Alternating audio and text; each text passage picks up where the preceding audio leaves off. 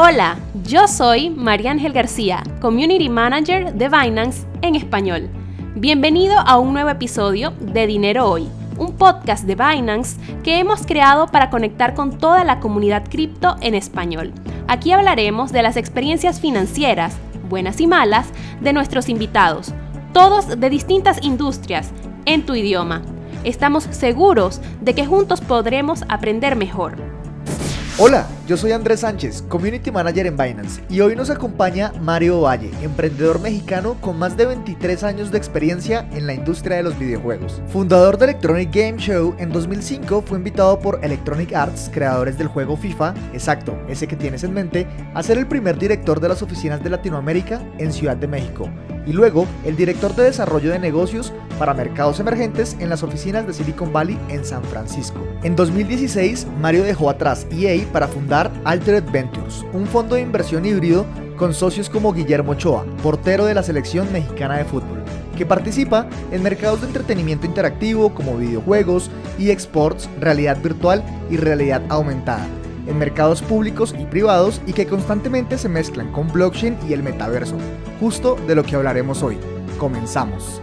Hola, ¿qué tal? Bienvenidos a un nuevo episodio del podcast Dinero Hoy, este espacio que hemos creado para conectar con ustedes, para conectar con toda la comunidad de las criptomonedas, de las finanzas, del dinero y hablar según las experiencias personales de cada uno de nuestros invitados sobre cómo ellos se relacionan con el dinero y sacar ahí esas goticas de información súper valiosas que a todos nos van a brindar valor.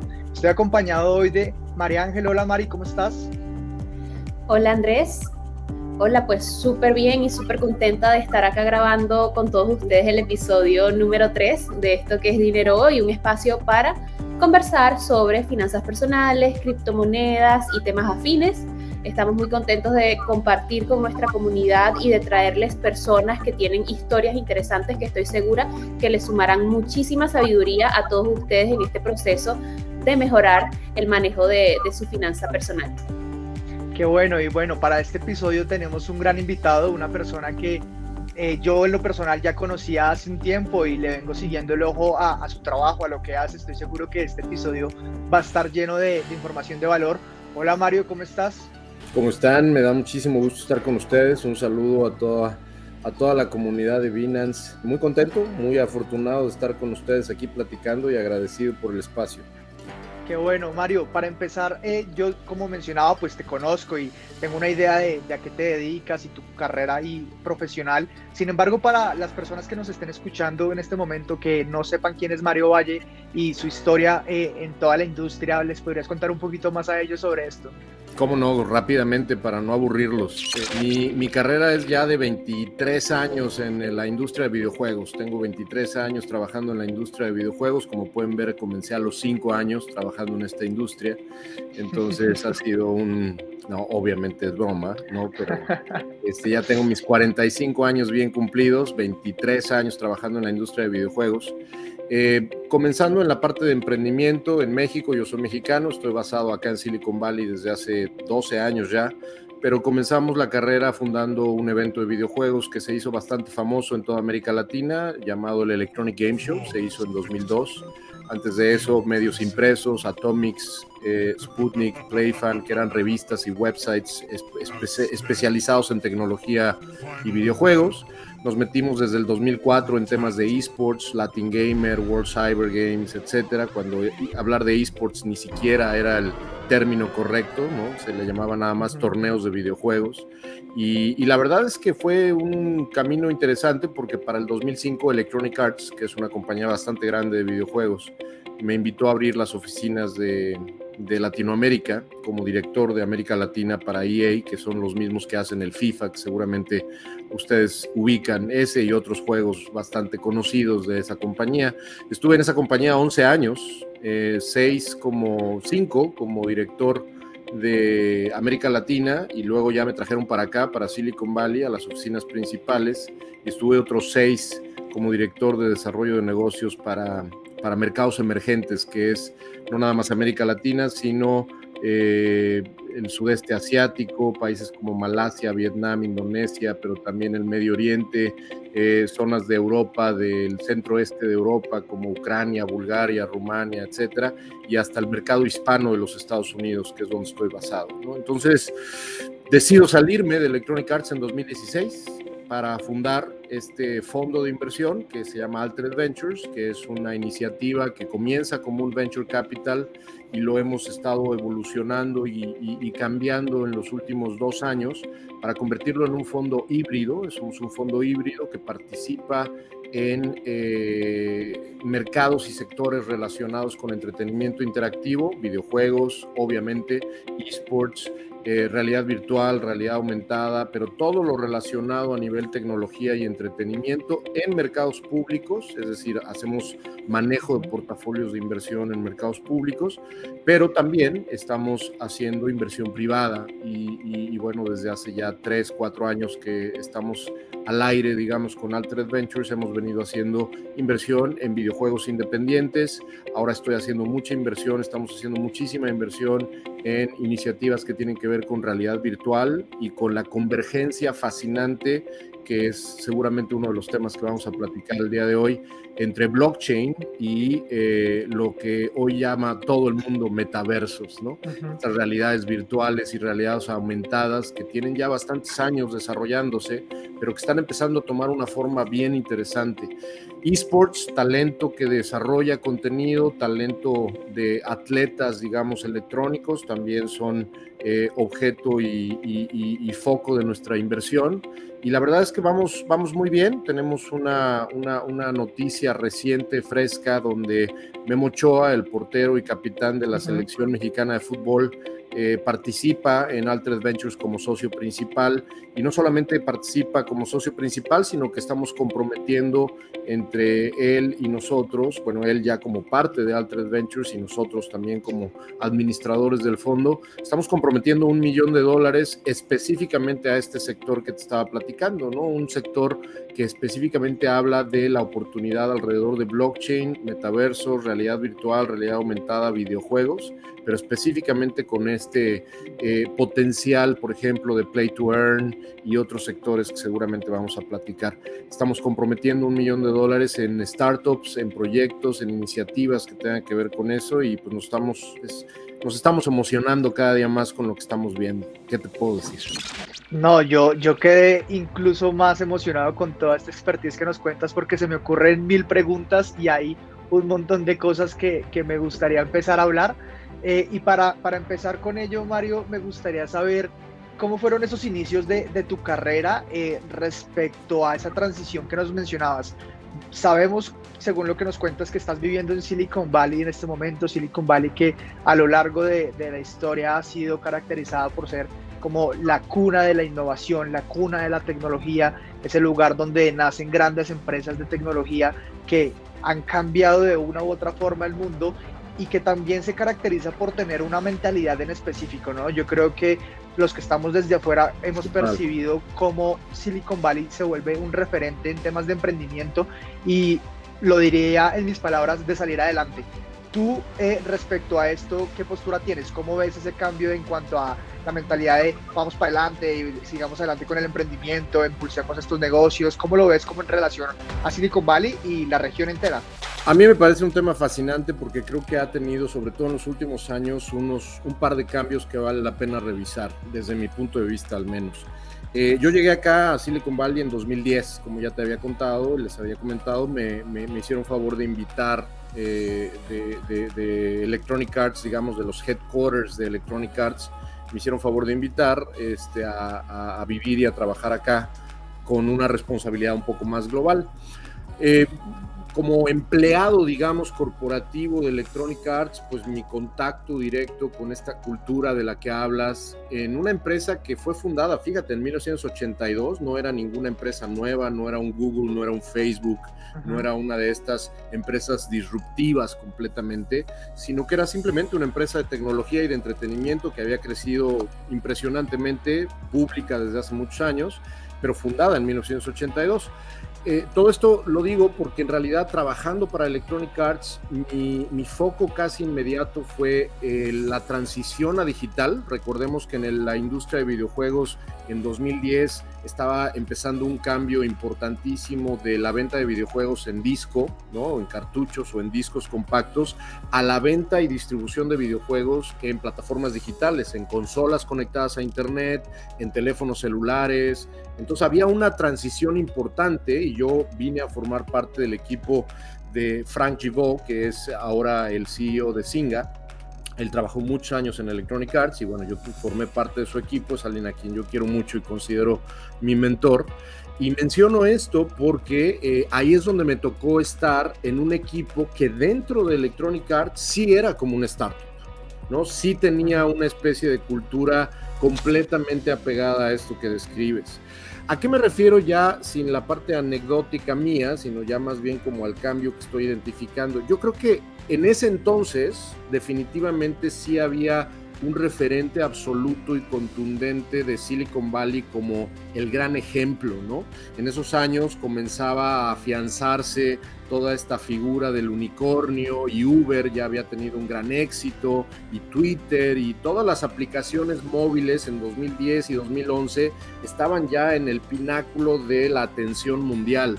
A mí me tocó trabajando en Electronic Arts dar tours, imagínate, darle tours a personas dentro de la compañía porque venían de toda América Latina, de España, y como yo hablaba español y era el único latino que trabajaba, bueno, no era el único latino, pero sí era el único latino que trabajaba del lado corporativo, eso sí, durante muchos años fui acá en las oficinas principales, el único, y a mí me decían, oye, ayúdanos a darle el tour a personas que vienen de Perú, de Argentina, de México, etcétera. Me encantó porque pude conocer a mucha gente, pero en ese entonces sí había como esta cultura donde toda América Latina, todos los mercados emergentes estaban diciendo, wow, Silicon Valley, ¿no? ¿Qué ha sucedido en los últimos años?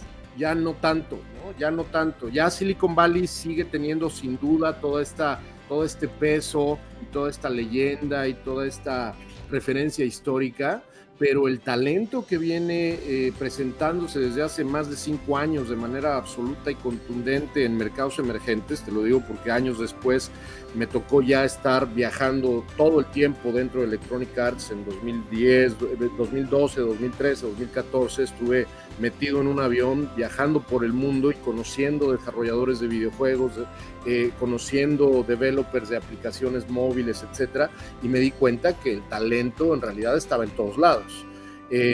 Tienes razón de que sobre todo en estos años sí había a lo mejor una diferencia o una actitud, ¿no? Una mentalidad que sí era distinta, pero creo que hoy en día América Latina específicamente, pero también otros mercados emergentes como el sudeste asiático, como el centro-este de Europa, incluso estuve en Nigeria y me tocó platicar con desarrolladores nigerianos, la mentalidad y la confianza que traen ya en términos de lo que están creando, los productos, las tendencias. Y bueno, ¿qué te puedo decir? Cripto, sin duda, ha venido a descentralizar completamente, no solamente desde el punto de vista de infraestructura, sino desde el punto de vista de filosofía, que hay solamente un hub de talento o un hub de creación, ¿no?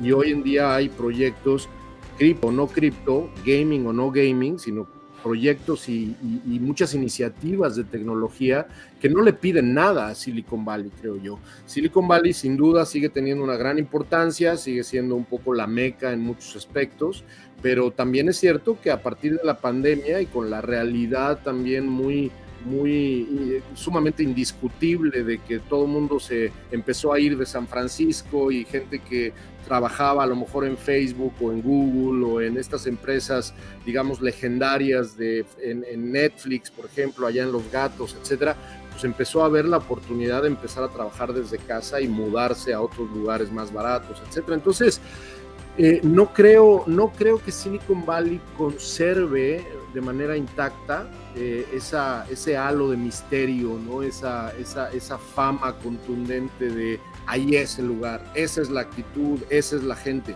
Yo creo que ya América Latina le ha dado un par de lecciones no solamente a Estados Unidos, sino el mundo desarrollado, ¿no? A Europa occidental en muchos aspectos, con respecto a lo que está sucediendo en términos de inversión, en términos de talento. Hay un montón de cosas a nivel fintech que ya llevan años creciendo de una manera impresionante.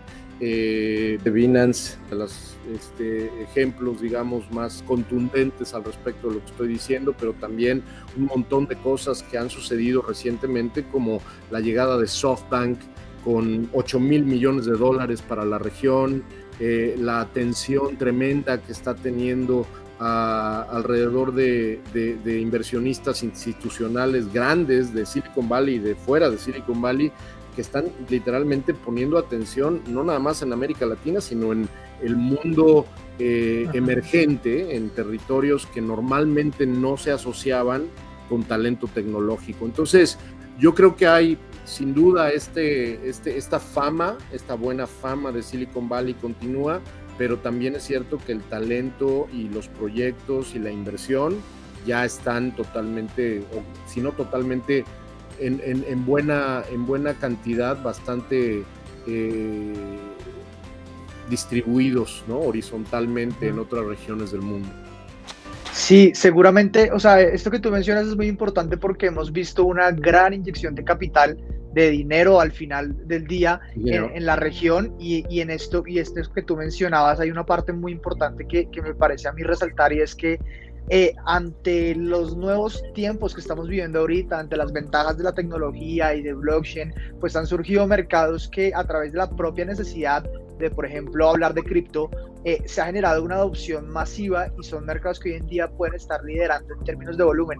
Mari es una referente ahí porque, por ejemplo, el caso de Venezuela creo que es de los pioneros y dentro de la región es algo supremamente grande, ¿cierto, Mari? Sí, así es, se ha presentado muchísimo volumen de transacciones en cripto en este país, sí, cosa sí, que para muchos suena inesperado, y a mí me gusta siempre ponerlo sobre la mesa cuando la gente habla sobre el futuro de las finanzas. La mayoría tiene la idea de que en Asia es donde se realizan las mejores activaciones, donde está el público más participativo.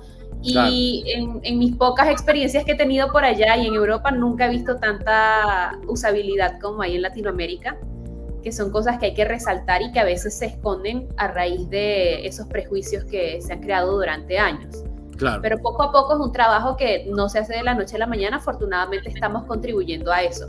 Y es parte de este tipo de paradigmas que cambian, de estas industrias que se revelan para demostrar lo contrario.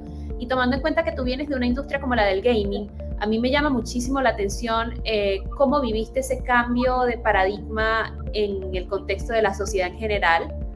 Todo el mundo veía los juegos como juegos, y ahora estamos pasando a un punto en el que te están pagando por jugar, la gente se lo está tomando como trabajos, la gente está viendo cómo están realizando grandes inversiones, tanto como en el metaverso como en nuevos proyectos, y tú viviste toda esa historia, tanto en Latinoamérica como en los Estados Unidos, así que ¿cómo ha sido ese proceso de cambio? Te diría, María Ángel, que creo que es un proceso que ya lleva años, ¿no? O sea, trabajando ya 23 años en la industria, te puedo decir, por ejemplo, te voy a dar unos números que tengo en mi cabeza, seguramente me fallarán algunos números más, algunos números menos, pero creo que van a ayudarme a establecerte el punto que te quiero contar.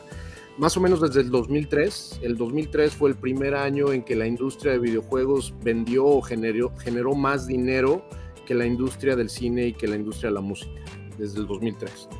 En año de crisis, en 2008, fue el primer año en que la industria de videojuegos generó más dinero que la industria del cine y la música juntas, ¿no? Ni siquiera juntando lo que vendieron en ese año, en año de crisis, 2008, la industria del cine y de la música, le llegaron a lo que vendió y a lo que generó en términos de ganancias la industria de videojuegos.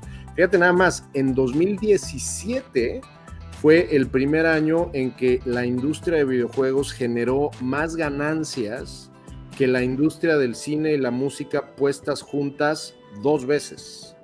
Ni siquiera juntando 2 veces lo que ganó o generó en términos de ganancia la industria del cine y de la música, le llegaron a lo que generaron los videojuegos. Se calcula que más o menos para el siguiente año, 2022, 2023, ni siquiera juntando 3 veces lo que vendan o generen la industria del cine y de la música, van a llegarle a el nivel de revenue y de ventas que va a generar la industria de videojuegos. ¿Por qué te estoy diciendo todo esto? Porque sin duda, a lo mejor mucha gente le suena nuevo, pero mucha gente no sabe que la industria de videojuegos es, sin discusión, la industria de entretenimiento y tecnología más grande del planeta, punto. Y no es nuevo, tiene casi 20 años que esto está sucediendo, ¿no? Entonces, eso número uno. Número dos, no sé si tú sabías, pero la edad promedio del videojugador a nivel mundial es 39 años.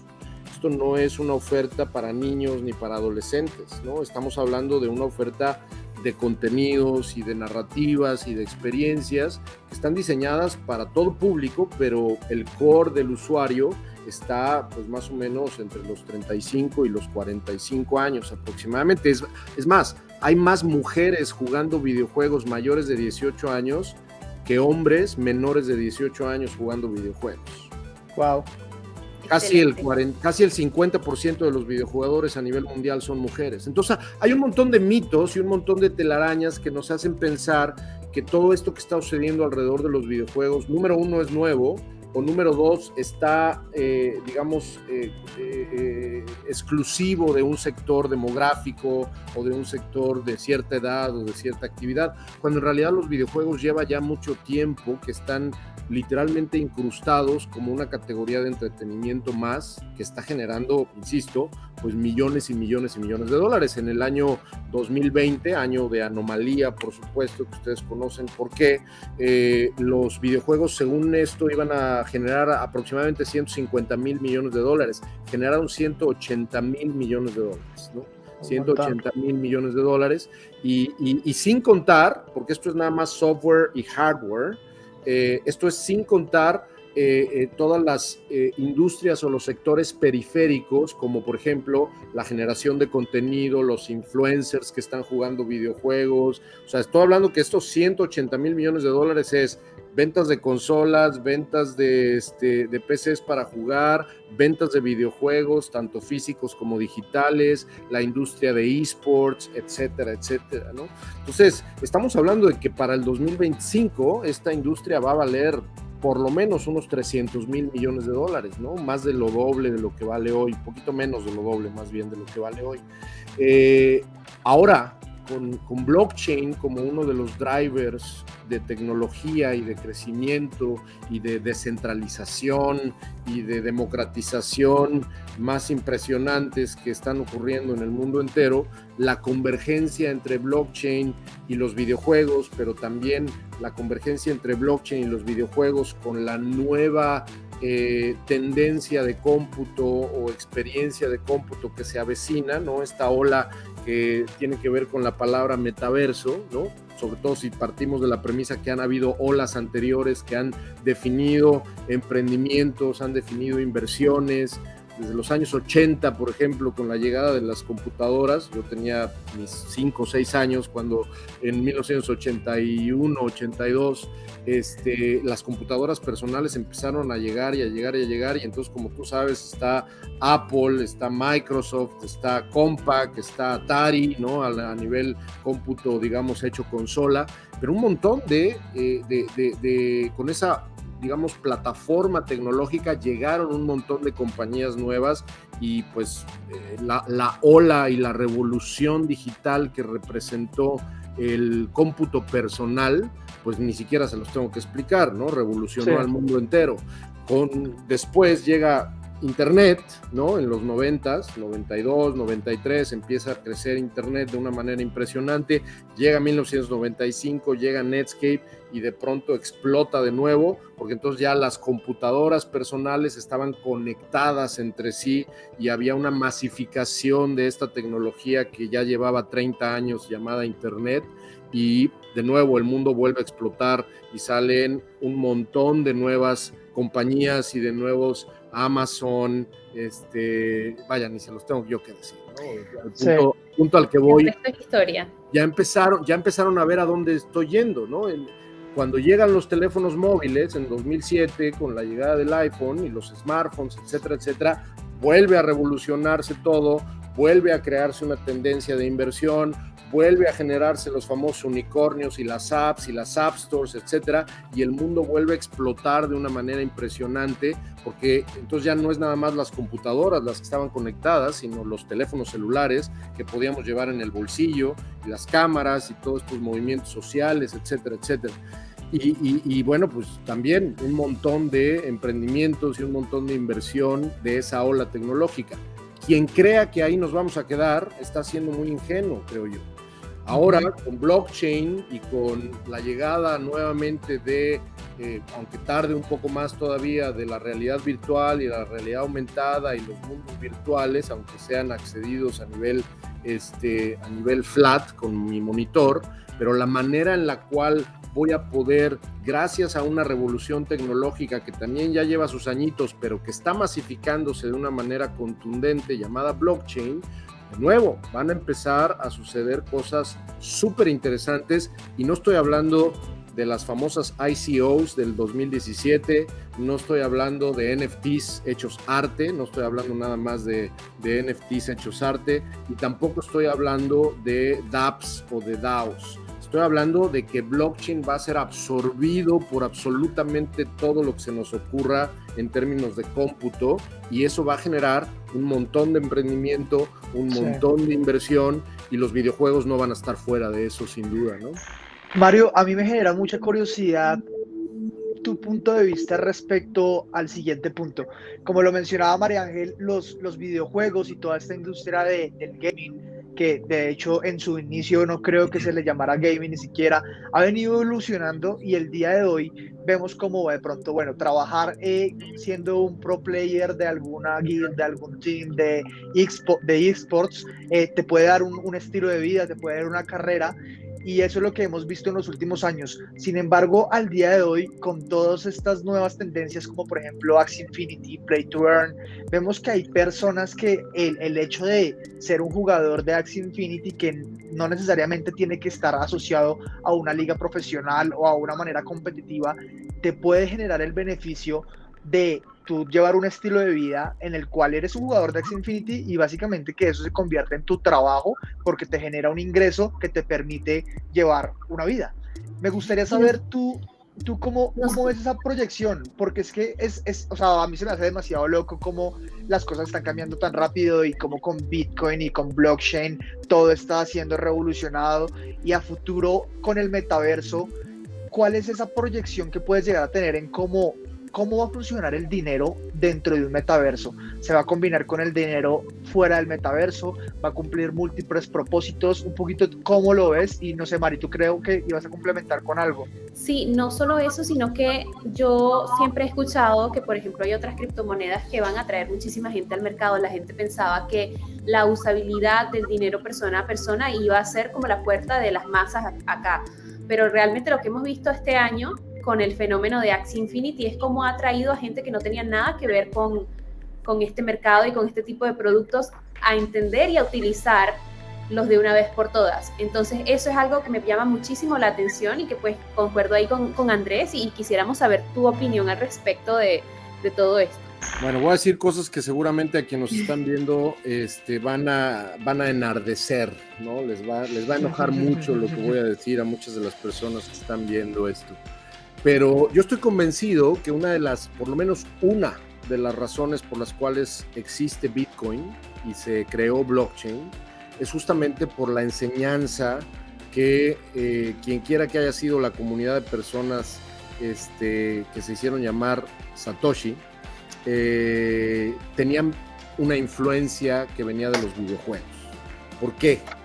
Porque a principios de los 2000, esta economía virtual de monedas y de economía, digamos, simulada en mundos virtuales, es algo que ya veníamos viendo en Ultima Online a finales de los 90, en EverQuest a principios de los 2000, en Star Wars Galaxies, en el mismo World of Warcraft, ¿no?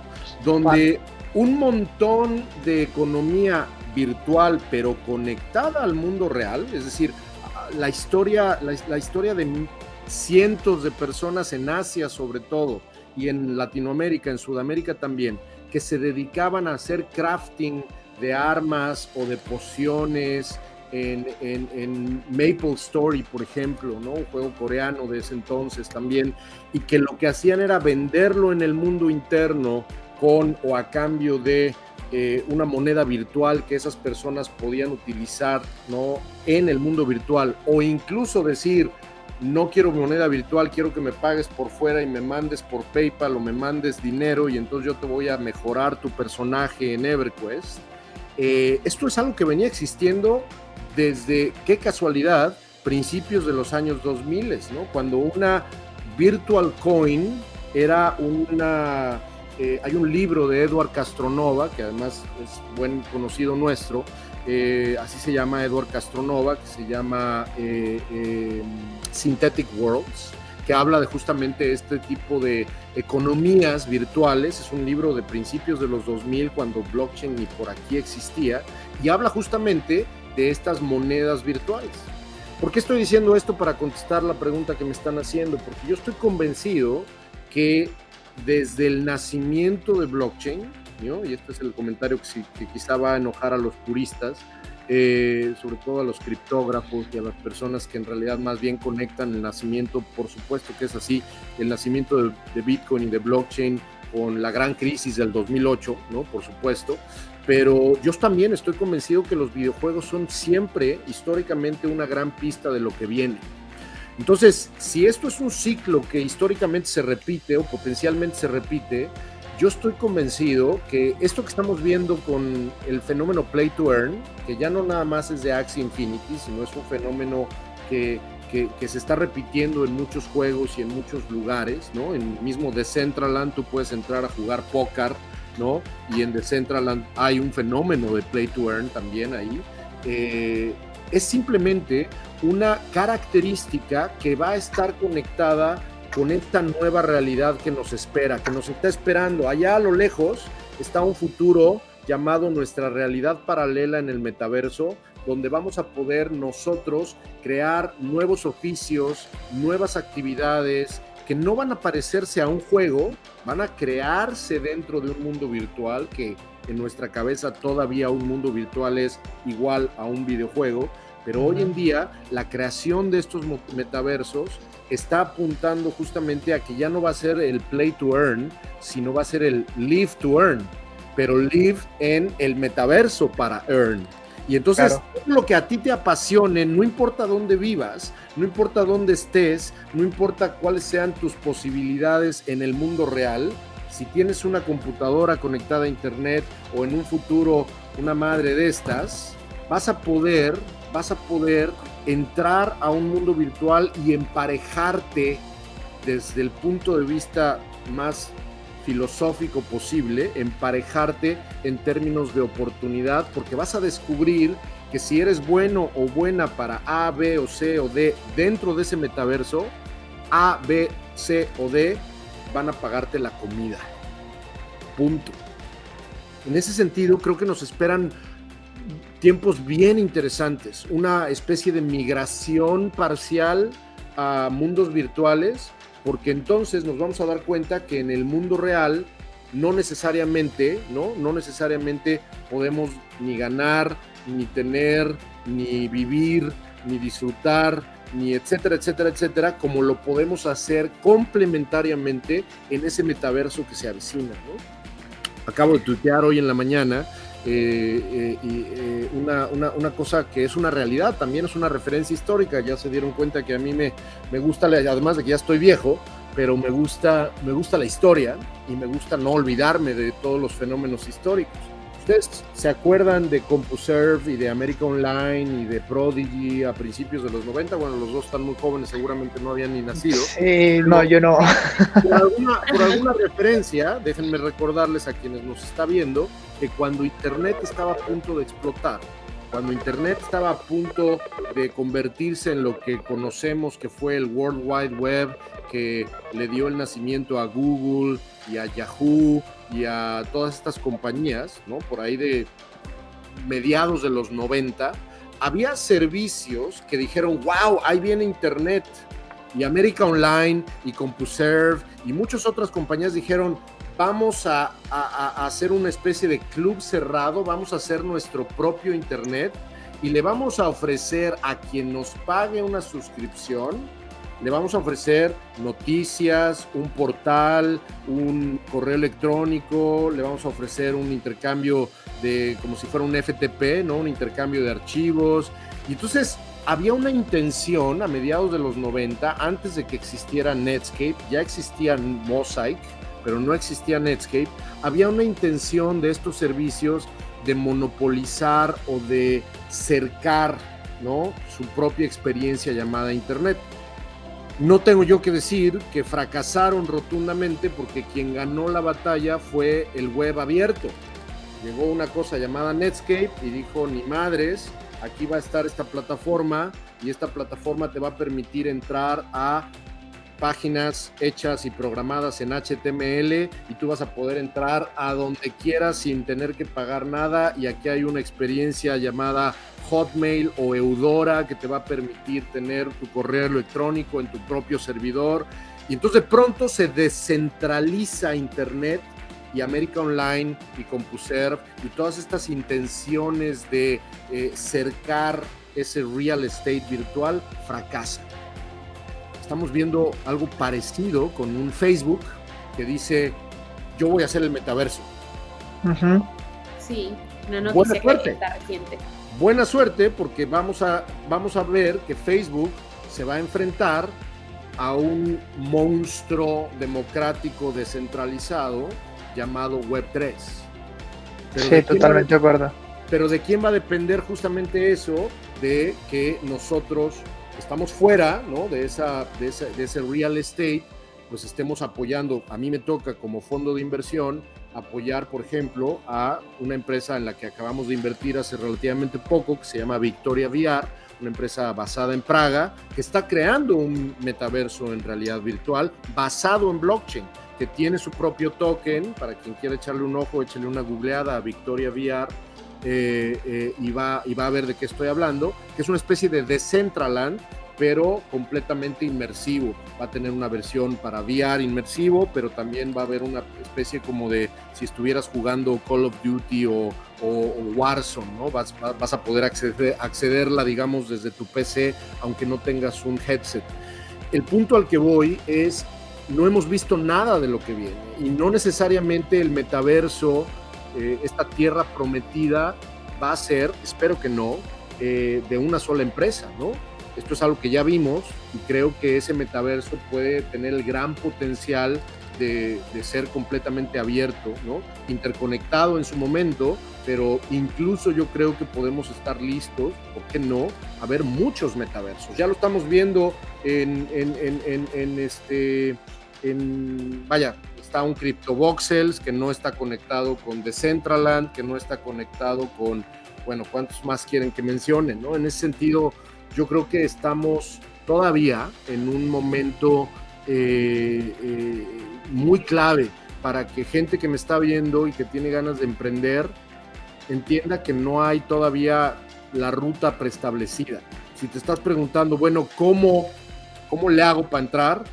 Acuérdate que la gente que hizo Google y la gente que hizo Facebook y la gente que hizo en años pasados todas estas compañías que vinieron a hacer disrupción, la gente que hizo Uber, etcétera, pues no necesariamente siguió reglas preestablecidas, ¿no? Dijo, aquí está la tecnología, aquí está el capability de esto llamado blockchain, de esto llamado mundos inmersivos, de esto llamado entretenimiento interactivo, videojuegos. ¿Qué podemos hacer con eso, ¿no? Y en ese sentido creo que el potencial es tremendo. Wow, definitivamente hay muchas cosas que se me vienen a la cabeza, y también me quedo mucho con ese mensaje que mencionaste justo al principio de todo lo que nos acabas de contar, y es que yo también creo que los videojuegos tienen una referencia en todo lo que estamos viendo hoy en día. Yo empecé a atar estos clavos cuando me enteré que, por ejemplo, Vitalik, el creador de Ethereum, fue un vívido jugador de World of Warcraft, por ejemplo, durante su época de juventud. Entonces, de hecho, creó Ethereum como en un despecho del juego, y se dedicó al proyecto de Ethereum por no dedicarse a lo otro. Gracias no solamente gracias a Vitalik, obviamente, sino gracias a los programadores de World of Warcraft que hicieron enojar a Vitalik. Exacto. Podríamos decir que Blizzard tiene un poco ahí la responsabilidad detrás de Tyrion, pero oye Mario, y respecto a lo que viene siendo el metaverso ya súper ultra conectado, ¿tú crees, y más que todo eso, especulemos aquí un poquito entre nosotros, qué rango de tiempo tú le podrías llegar a dar a un mundo en el cual nosotros play to life, like, puedes jugar para que te genere un ingreso como trabajo? O no jugar, sino, y como lo estábamos platicando, simplemente participar virtualmente en estos espacios para darte cuenta que lo que sea que se te ocurra que hagas, ¿no? Por ejemplo, esto que te estaba yo platicando que está haciendo Victoria VR, no solamente va a vender tierra, sino te va a dar las posibilidades de que tú puedas crear un modo de vida dentro de ese mundo, ¿no? Es como el Second Life, pero ahora sí entregado, ¿no? No nada más como nos lo prometieron en su momento. Y yo creo, para contestar tu pregunta, a pesar de que, digo, no sé si por ahí ibas, pero si no ahorita me dices, pero creo que vamos a ver en distintas fases esta llegada del metaverso. Sin duda, si Mark Zuckerberg acaba de anunciar en la llamada de earnings que hizo con Facebook de manera pública que va a invertir $10,000 millones solamente en la creación de este metaverso, y si el señor, desde que compró Oculus, tenía puesto el ojo en que justamente lo que seguía, y eso hay que reconocérselo absolutamente a Mark Zuckerberg, él sabía que lo que sigue después de esto era eso que compró en 2014, y estoy convencido que si va a hacer una inversión de $10,000 millones, vaya, vienen cosas súper interesantes de Facebook, seguro. El Oculus, Facebook Reality Labs, todo lo que tenga que ver con realidad aumentada. Vaya, vienen cosas interesantes por el lado de las grandes empresas. ¿Cuánto están costando unas gafas? No nada más hablo de Facebook, exactamente. Estoy hablando de que ahí viene Apple, ahí viene otra vez quizá Google, ahí viene sin duda un par más de jugadores no tan grandes que van a poder empezar a dar lo mismo que sucedió. Vaya, iPhone fue el primero, pero no fue el único. La computadora de IBM, ¿no? O la Apple no fue necesariamente la primera o la segunda, respectivamente, sino no importa, porque vino después HP, y vino Compaq, y vino Dell, y vino Acer, y etcétera, etcétera, etcétera. Entonces, el ciclo de hardware a mí no me preocupa. El ciclo de hardware no me preocupa. No nos vamos a... Quien crea que nos vamos a quedar aquí está siendo también bastante ingenuo, ¿no? ¿Por qué? Porque tiene mala memoria. Si yo te hubiera dicho en 1990 que el tabique que traías en la mano con una antena de plástico acá iba a convertirse en esto y que ibas a poder ver videos, pues a lo mejor no me hubieras creído. Entonces, cualquier persona que crea que no vamos a terminar con lentes de contacto conectados vía Bluetooth a nuestro celular, está siendo medio corto de visión. Entonces, el ciclo de hardware a mí no me preocupa, y sería un volado completo el decir estamos a 10 años, a 15 años, a 20 años. Lo que sí estoy convencido es que vamos a ir viéndolo por fases, y esa primera fase, que ya tiene mucho camino adelantado, la está liderando sin duda alguna Facebook, y me está encantando lo que están haciendo, o sea, me asustaría que fueran los dueños del metaverso, pero eso no quiere decir que no me encante lo que están haciendo y que incluso no estemos nosotros trabajando con Facebook en muchos aspectos.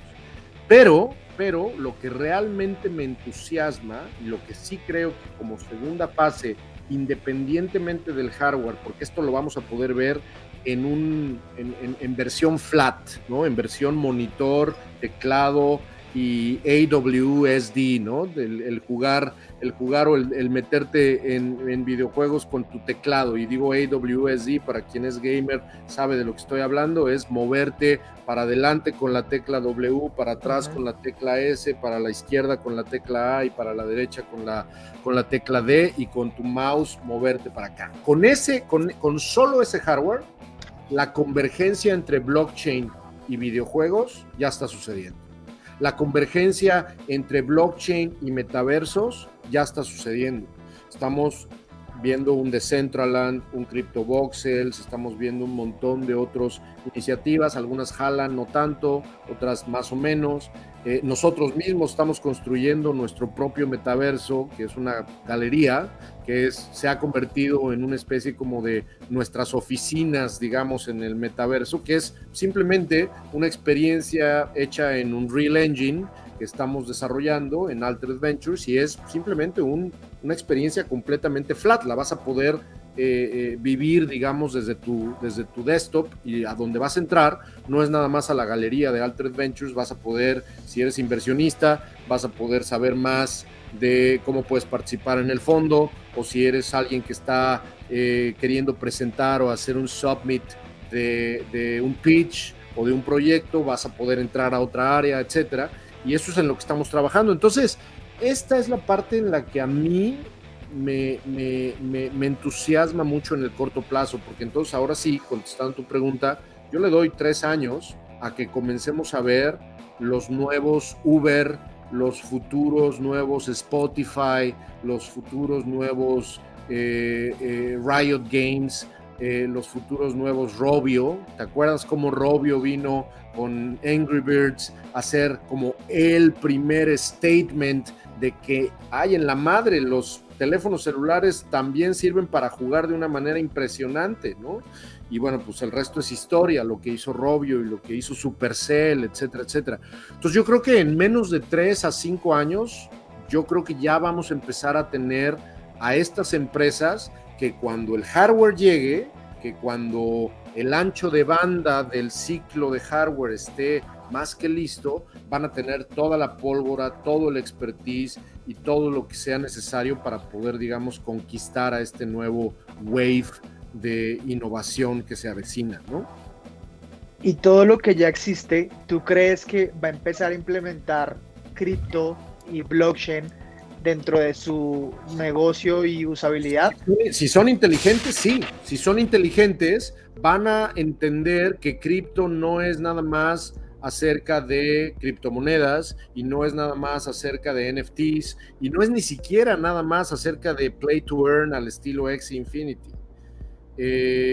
Si son inteligentes, van a empezar a decir, bueno, a ver, blockchain nos da el capability. Ya no estoy diciendo cripto, ya no estoy diciendo NFTs, ya no estoy diciendo ICOs, aunque ya no estén de moda, etcétera. Estoy diciendo blockchain. Y la gente que emprenda y diga, a ver, ¿cómo podemos utilizar blockchain para transferir y mover de un lugar a otro, de esta realidad física a una realidad virtual, o a una realidad, digamos, digital?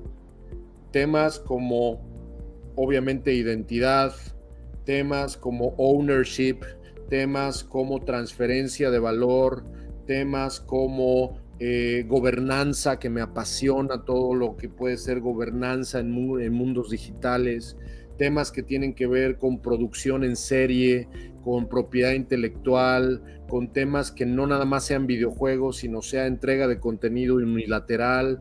Vaya, creo que blockchain puede converger con todas estas tecnologías que hoy en día simplemente nos hacen decir, oye, a ver, blockchain igual a cripto, blockchain igual a NFTs, ¿qué hago? Pues voy a hacer una colección generada y voy a poner un montón de changuitos porque ya vi que esa madre genera un montón de dinero, ¿no? Y entonces voy a generar 10,000 changuitos o 10,000 muñequitos y les voy a cambiar el color y el sombrero, y esa es la receta. Todos esos atajos tarde o temprano no van a ser distintos a los famosos .com de 1999 que fracasaron totalmente cuando la burbuja .com explotó, ¿no? No va a haber atajos, va a haber una gran posibilidad de recompensar a iniciativas innovadoras, iniciativas que vengan a pensar fuera de la caja, aunque suene medio a cliché, para incorporar blockchain en muchísimos niveles, ¿no? Totalmente de acuerdo, Mario. Tengo una pregunta que va dirigida a la experiencia que están viviendo muchísimas personas que están ingresando por primera vez a este tipo de medios, atraídas por distintas razones, bueno, entre ellas el dinero. ¿Cómo le recomiendas a alguien que pues no es muy ávido del mundo de los videojuegos y de la tecnología filtrar proyectos ante tanta oferta que hay en este momento y ante tanta incertidumbre de cuáles van a ser esos que se van a mantener parados durante los años luego del boom? De entrada, creo que la persona que entre exclusivamente solamente por el oportunismo que presenta para poder ganar dinero, creo que se puede llevar un gran susto, ¿no? Poder ganar dinero, creo que se puede llevar un gran susto, ¿no? Le puede pegar, ¿no? Sin duda, como ha habido mucha gente así, pero también creo que ese tipo de gente es la que sale siempre o casi siempre perdiendo tarde o temprano. Entonces, mi invitación sería, si tu única motivación para entrar a cripto es que aquí está el pan y aquí está el dinero, aguas, porque en ese sentido cripto no es tan diferente al mercado bursátil. Yo tengo 12 años haciendo inversión bursátil ya y te puedo decir que el mercado bursátil, como se dice por ahí, es el lugar donde gente que no sabe lo que está haciendo le da su dinero a gente que sí sabe lo que está haciendo. Entonces, en ese sentido, yo creo que lo más importante es, como en todo, educación, información. Y fíjate, cuando digo educación, no estoy hablando de busca una carrera cripto en alguna universidad o en alguna entidad que te dé un cursito. Es hazte dueño o hazte dueña, ten la responsabilidad de decir, me voy a hacer dueño de mi propia curva de aprendizaje, ¿no? Y esa propia curva de aprendizaje alrededor de cripto, de blockchain, etcétera, entonces ponla al lado de lo que te gusta, lo que sabes hacer, si eres programador, si eres ilustradora, si eres alguien que tenga que ver con neurociencia incluso y quieres brincar a esto, pues delimita tus objetivos, delimita el scope de cómo vas a participar. Y si lo único que, si concluyes que lo único que vas a hacer es que vas a comprar un poco de Cardano, que ahorita está barato, ¿no? Pues buena suerte. Pero si en realidad concluyes que tú quieres participar de esto porque ves una ruta no nada más profesional, sino literalmente profesional de vida acá, y entonces ves que hay un montón de posibilidad en el metaverso y que hay un montón de posibilidad en aplicaciones blockchain, etcétera, te vas a emocionar a tal grado que en poquitas semanas vamos a poder tú y yo platicar de dApps, de DAOs y de forks, ¿no? Sí, muy de acuerdo, porque al final cripto va a llegar a tocar todo. Creo que van a ser las industrias que dominen la parada en un futuro y va a estar involucrado en muchos aspectos de la vida, y como le ha pasado a lo largo de la historia a las industrias más tradicionales, cuando llegó la tecnología, pues el que no se adapte a estas nuevas tendencias y hacia dónde va el mundo y sobre todo hacia dónde va el usuario, pues va a quedar un poquito borrado del camino y obviamente, digamos que un poquito devorado por grandes jugadores que ya puedan estar trabajando ahí. Mario, una pregunta que le hacemos a todos nuestros invitados: ¿cómo ves el papel de las criptomonedas en tu vida de aquí a los próximos 5 años? Mira, a mí, obviamente nada de lo que aquí se dice es sugerencia o invitación a invertir ni nada, pero definitivamente yo no entro ni participo en criptomonedas que no tengan un proyecto detrás, ¿no? O sea, yo no he especulado con absolutamente nada que sea una meme coin, ¿no? Definitivamente no es ni mi estilo, ni es algo que yo recomiendo, ¿no? Esa es una de las razones por las cuales, por ejemplo, hablando de proyectos, no criptomonedas, proyectos que me apasionan, proyectos que estoy tratando de entender y seguir y tratar de entender más allá de lo que está presentando simplemente la especulación alrededor de un precio. A mí sí me tiene, por ejemplo, muy entusiasmado Cardano, por ejemplo, ¿no? Cardano como un proyecto que está ayudando, en este caso a África, que Hoskinson está muy comprometido desde hace muchos años con lo que está sucediendo en África y cómo puede ayudar a una bancarización, ¿no? O a una facilitación de personas que jamás iban a tener acceso a un banco o jamás iban a tener acceso a una validación de identidad financiera. El cómo podría ayudar un proyecto como Cardano es algo que a mí me llama mucho la atención. Me llama la atención más allá de la cripto, más allá de cuánto vale, más allá de dónde está el precio. Me llama la atención qué va a traer justamente Mr. Vitalik alrededor del 2.0 famoso, ¿no? ¿Qué es lo que se avecina en términos de Ethereum en la siguiente fase? Y a Bitcoin como al oro, ¿no? Lo veo como un fenómeno donde hay una gran opinión, ¿no? Y esa gran opinión de mercado es la que ha hecho que el oro, porque vamos a recordar de una manera muy, muy dura, pero hay metales más raros, más escasos y más preciosos químicamente hablando que el oro y que son 1000 veces más baratos. El oro no tiene un valor subyacente. El oro es una opinión descentralizada milenaria que se convirtió, por supuesto, durante muchísimos siglos en un value asset, ¿no? En una especie de store de valor que evidentemente pues, ayudó al desarrollo de bancas centrales, de reservas, etcétera. Y bueno, pues evidentemente no estoy idiota, no estoy diciendo que el oro no valga, ¿no? Pero el punto que estoy diciendo es que el oro es una gran opinión. Es una opinión que ha sostenido, digamos, en muchos esquemas y en muchos niveles su propia manifestación de qué es lo que vale o cuesta el oro. Bitcoin no creo que sea tan diferente. Bitcoin ha demostrado que no tiene una gran usabilidad como en el caso de Ethereum, ¿no? ¿Acaso a lo mejor los satoshis se han convertido en una fragmentación que permite cierto intercambio y cierta intercambiabilidad? Pero yo creo que Bitcoin en realidad en 5, 10, 20, 30 años va a seguir siendo una gran opinión y ojalá que esa opinión vaya para arriba, ¿no?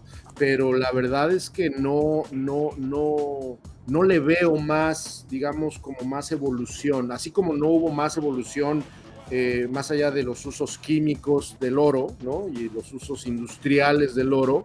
Si tú reúnes todo el oro que existe en el mundo, sin contar el oro, digamos, que todavía está bajo tierra, pero si tú reúnes el oro que está disponible en todo el mundo y lo fundes y creas un lingote, te va a quedar un bloque de oro del tamaño de una casa de 3 pisos y ya.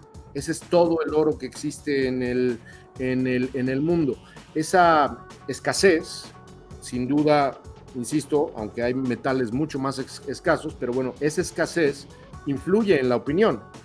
21 millones, vamos en 18 si no me equivoco, 21 millones es un número que en su momento, cuando se complete, vamos a ver, ¿no? Vamos a ver qué es lo que va a pasar, pero digamos que la escasez va a estar determinada, el statement de Bitcoin como ya no más, va a estar, digamos, contundentemente presente en la realidad y pues vamos a ver qué le pasa a Bitcoin, ¿no? No me gusta especular alrededor de precios de esto, pero si Bitcoin llegó verdaderamente para quedarse en el momento en que se completen los famosos 21 millones, algo interesante va a suceder. Súper, qué buena opinión, Mari. No sé si tú tengas alguna última pregunta para Mario. No, yo la verdad estoy emocionada por todas las cosas que vienen a través de tantos avances tecnológicos. Me encanta muchísimo como Mario habla de todo ese proceso que vivió desde que se inició trabajando en esta industria, viviendo toda esa movida de Silicon Valley hasta el punto en el que estamos hoy en día y aún falta muchísimo más por venir. Así que estoy como toda la comunidad que nos escucha atenta a lo que puede suceder y tratando de no dejar pasar ese tren que está bastante interesante. Recuerden siempre hacer sus investigaciones como menciona él, hacerlo porque disfrutan de toda esta historia que se está construyendo y más allá de esa ambición del dinero, y estoy segura que si siguen esos consejos les irá súper bien. Súper invitados a todas las personas que están viendo o escuchando este episodio, que sigan a Mario en sus redes sociales, lo pueden encontrar como @BillBenny, y bueno, ahí se van a topar un montón de información súper interesante. De hecho, el motivo por el cual nosotros contactamos a Mario fue por uno de sus tweets que involucraba un poco del metaverso y aparecía ahí jugando póker. Entonces dijimos, oiga, ¿cómo es esto que ya podemos empezar a apostar? Y yo cómo materializo eso. Bueno, hay un mundo de posibilidades por lo que él nos contó según su experiencia. Mario, muchas gracias por hacer parte de este episodio y por contarnos, pues, desde tu punto de vista, hacia dónde ves la proyección del dinero, del metaverso y todo lo que viene involucrándose en la tecnología blockchain en el mundo y en el futuro. Muchísimas gracias a ustedes por la invitación, un saludo muy grande hasta donde estén, y bueno, pues ojalá que acá nos podamos ver pronto, y si no, nos vemos en el metaverso. Seguramente que ahí nos veremos. Gracias Mario por tu tiempo, por todas las cosas que compartiste con nosotros el día de hoy. Muchas gracias a todos, hasta un próximo episodio. Así es, hasta luego. Gracias por acompañarnos en esta emisión de Dinero Hoy. A mí puedes encontrarme en todas las redes sociales como @josmariangel y a Andrés como @avicsana. Te recordamos que Dinero Hoy es un podcast de Binance, el exchange de criptomonedas líder en el mundo, con la comunidad más grande y más del 50% de todas las transacciones cripto en el planeta. Sé parte de esta comunidad a través de nuestras redes sociales, @BinanceES en Twitter y @Binance Spanish en Instagram y Telegram. Este show está disponible en Spotify, Apple Podcasts y YouTube. Hasta luego.